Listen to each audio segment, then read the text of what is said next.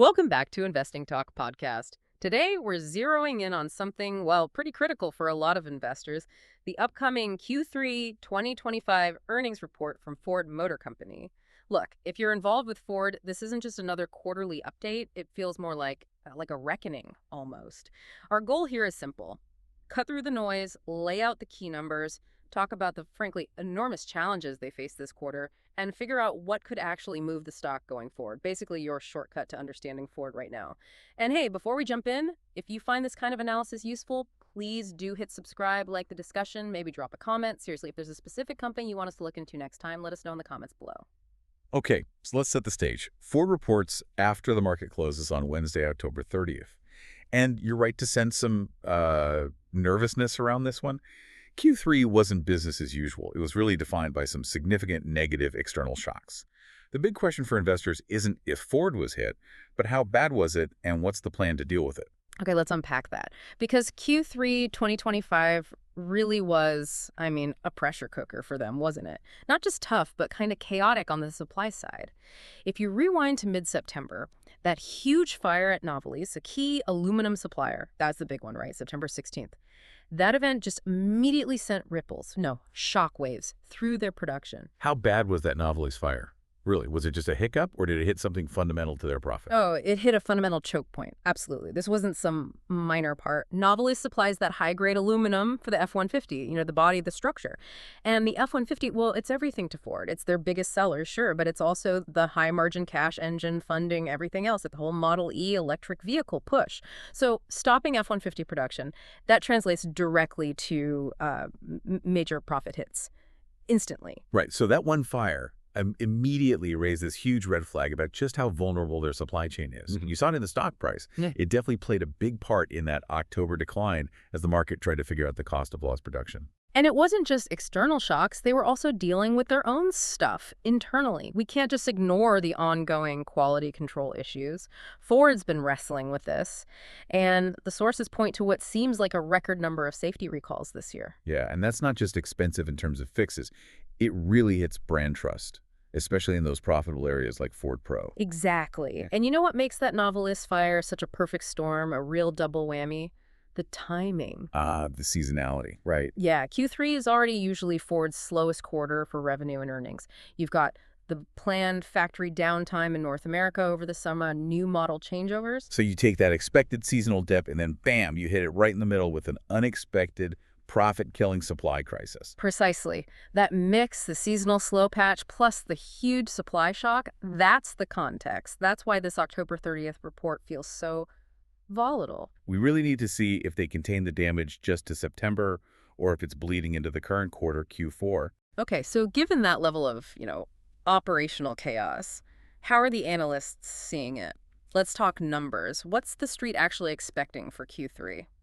Well, looking at the consensus data from FactSet and Refinitiv, the expectation for revenue is around $42.31 billion. Now, that sounds like a big number, but it's only up about 2.1% compared to last year. Which, with inflation, suggests they probably sold fewer vehicles, right? Volume issues. That seems likely. And the real expected pain point is on the bottom line. Adjusted earnings per share, the consensus is parked right at $0.41 per share. If they hit that, it's a big drop, down 22% year over year. Wow, 22%. That really shows the profit squeeze from everything we just talked about. It does, although it's interesting. There's that unofficial whisper number you sometimes hear traders talk about. Right, what's that saying? It's apparently floating around $0.43, so slightly higher than the official consensus. So maybe a tiny bit of hope that they managed costs better than expected, or maybe demand held up a little stronger. Perhaps. But what's really crucial for you, the listener, is how this lines up with Ford's own forecast for the whole year. Remember, even with all these headwinds, Ford management hasn't backed off their full-year 2025 guidance for adjusted EBIT, that's earnings before interest and taxes. They kept that at $10 to $12 billion, right? And free cash flow, too. Exactly. And free cash flow, FCF, guidance is still $6.5 to $7.5 billion. Holding on to those annual targets despite a brutal Q3, that's the signal the market wants to see confirmed. If they change that full-year guidance, that's what will likely trigger the big stock move. But leading up to this report, the trend hasn't been great, has it? Analyst confidence seems to be slipping. No, it hasn't. Over the past 3 months, confidence has definitely eroded. Consensus EPS estimates have dropped by 7 cents. Revenue estimates are down about $280 million. When you see the whole analyst community trimming numbers like that, it usually suggests the quiet conversations, the channel checks are pointing towards a tough quarter. The momentum has been downwards. Yeah, and that downward pressure feeds right into the volatility we mentioned. There's a huge range in estimates out there. The high EPS guess is $0.48. The low is $0.35.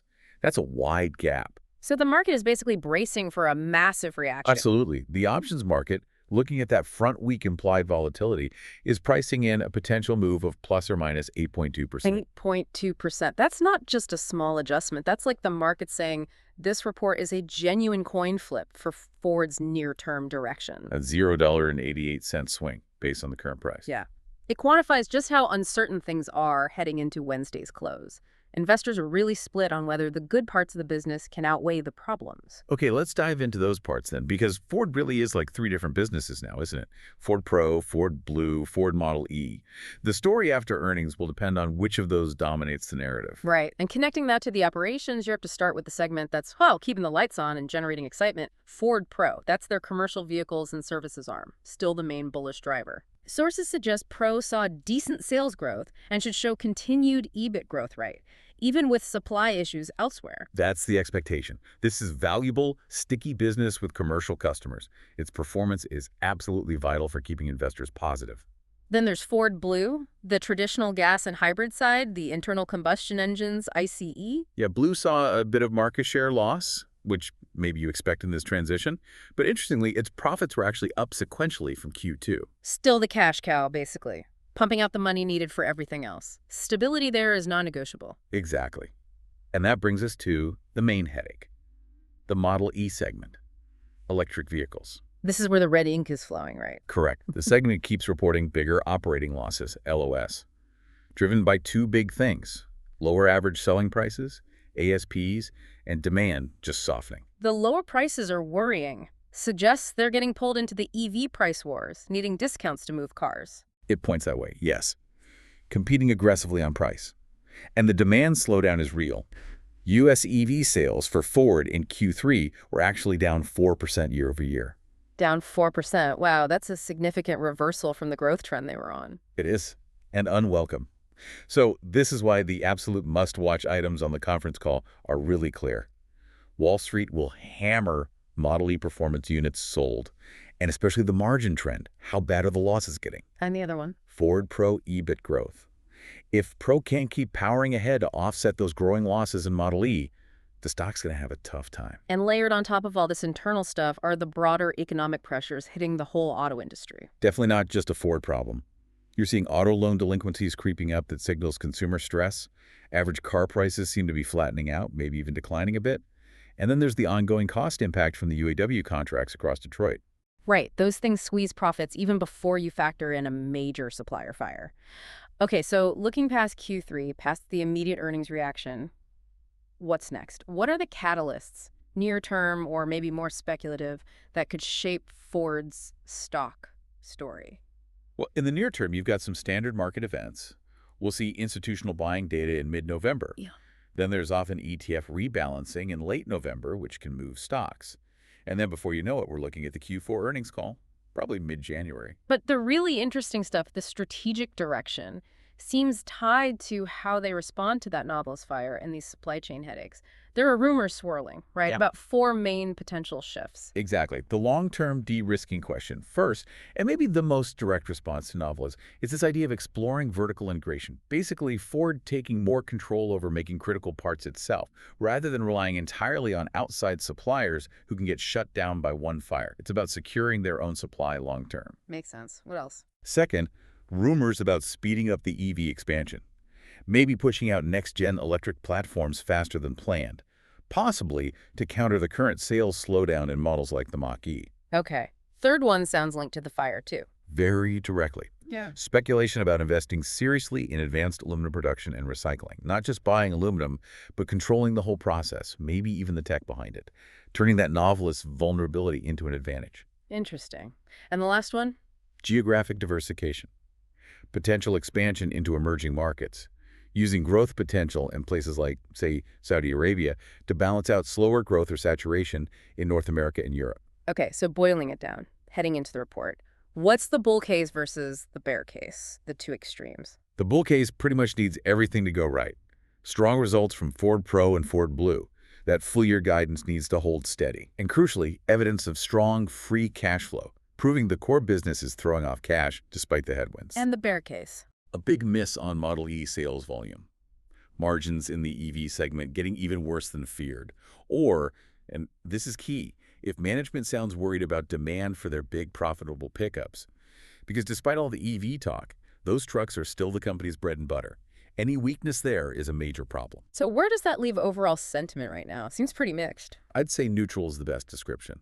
That huge range in analyst estimates we talked about, the high expected volatility, and just the conflicting forces inside the company. The EV losses versus the stability for now in Pro and ICE, it makes a clear bet very risky. The market seems to be waiting for Ford to clarify things. So final thought for you, the listener, watching this unfold after the bell on October 30th. Given how that Novelis fire really hammered home Ford's dependence on outside suppliers, maybe the biggest long-term takeaway isn't whether they hit $0.41 EPS on the nose for Q3. Maybe it's more about any real detail they give or even credible hints about tackling that supply chain vulnerability. Vertical integration, diversification, that kind of strategic shift, more than just one quarter's numbers, might be what fundamentally de-risks Ford's future and potentially justifies a higher value down the road. That's the deeper question to listen for on the call.